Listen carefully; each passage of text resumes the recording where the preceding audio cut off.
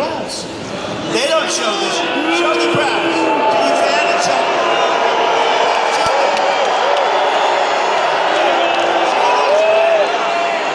Show the crowd. They don't do it anymore. You know, it was amazing. 2 nights ago, we had a phenomenal room just like this. And the place was packed. And we had one protester in the very back. And he started screaming and yelling, and really it was very badly, it was terrible actually. But security, nothing to do with my security, it's the local security, the convention center security. They took him out. The cameras never moved. I said, show the crowd. The cameras stayed, just now they stayed the same, they never moved. They don't do it purpose. I figured maybe they weren't adjustable. But as soon as this guy was taken out, all of the cameras were right on him. You know? They were right on him. They were following him right out the door. And then they said he got treated rough. First of all, it wasn't my people if they treated him rough, but he was really misbehaving badly. It's one of those things. But I found out those cameras do move. They just don't want to move for us. But you know what? We're a silent majority that's no longer silent. Remember that.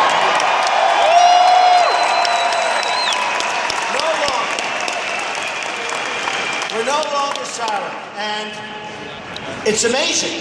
It's amazing. It's amazing the love, the enthusiasm when you come to these places. A friend of mine who's a very rich guy, very successful, he said, how do you make all these speeches? It's so incredible. You stand up, he said, the guy's worth a tremendous amount of money. Less than me, by the way, but that's okay. No, he's worth a lot of money. He said, how do you make these speeches? And you don't use teleprompters. And I said, you know, you shouldn't be allowed to use teleprompters when you're on the phone.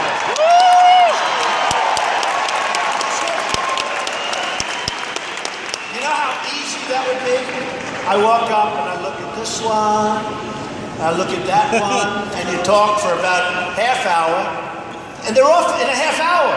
I made one the other day, it was for an hour and 45 minutes. No teleprompter, no nothing, no speech, no notes. And you know what does happen is you first of all, it's more exciting because you never know what the hell's going to happen. But it's more exciting, but you're also speaking from the heart. She just said it. You're speaking. And a friend of mine said, how do you do that to get before? He said, I wouldn't be able to sleep for a month if I had to speak in front of crowds like we're doing. And you know, you have 10,000, 12,000 people here tonight. You have thousands outside. Look at them, they're still pouring in. There's no room to pour in. That's the problem. They're watching through a door. That's beautiful. I love you anyway. You should have gotten here a little bit earlier like these folks.